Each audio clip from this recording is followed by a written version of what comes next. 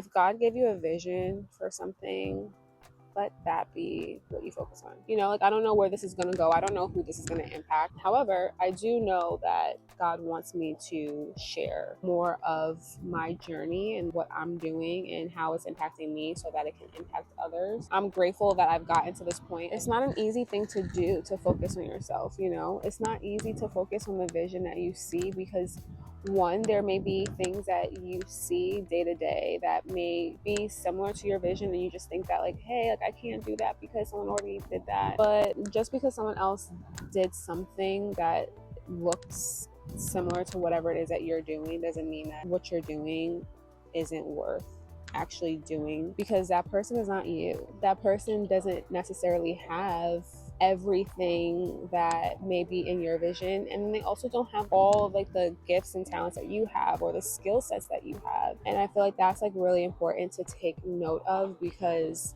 a lot of the times we'll psych ourselves out because we see stuff and we'll be like, oh yeah, like, someone else is doing that. So what? Don't focus on whatever someone else has. Don't focus on what someone else thinks you should be doing. How many times have we seen something be repeated over and over?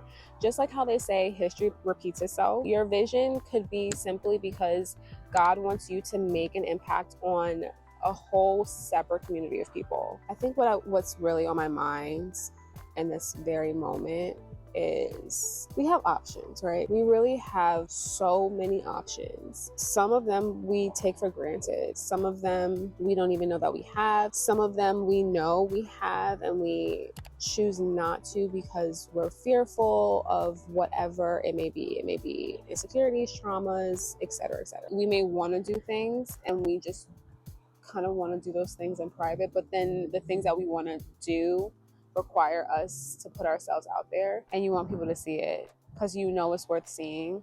But then when it comes down to actually doing it, you don't do it, which is, like, so backwards, right? And then there's the option to just simply creating a relationship, a true bond with God. I'm starting to see more people talk about it, which I think is just, like, so beautiful. Your relationship with God also is very personal. Like, you shouldn't share, like, every little intimate detail. However, I think it's important that we do discuss certain things that do help us make an impact or help us with our relationship.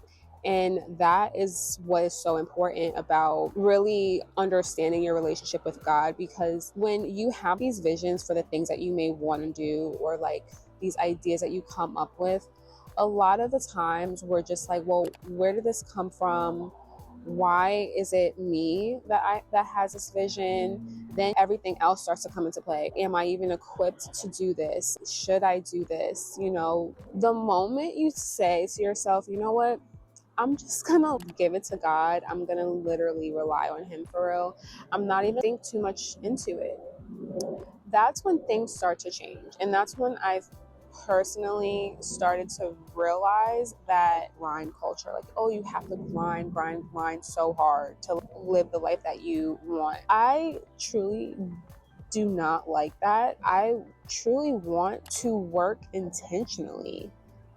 And I think that's the part that people miss out on when they are talking about grind culture and wanting to work so hard to get to this life that they want to have.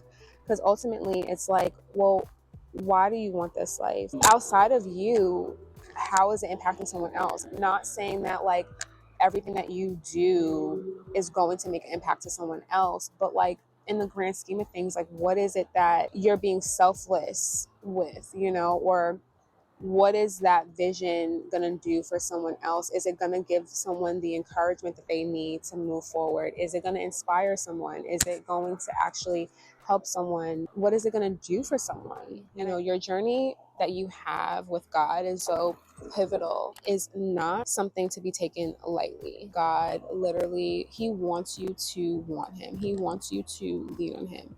He wants you to simply just be like, hey, like, what should I do? When should I do it? How should I do it? Can you help me do it? Like, God just wants you to lean on Him. He wants you to seek Him. He wants you to want Him just as much as He wants you.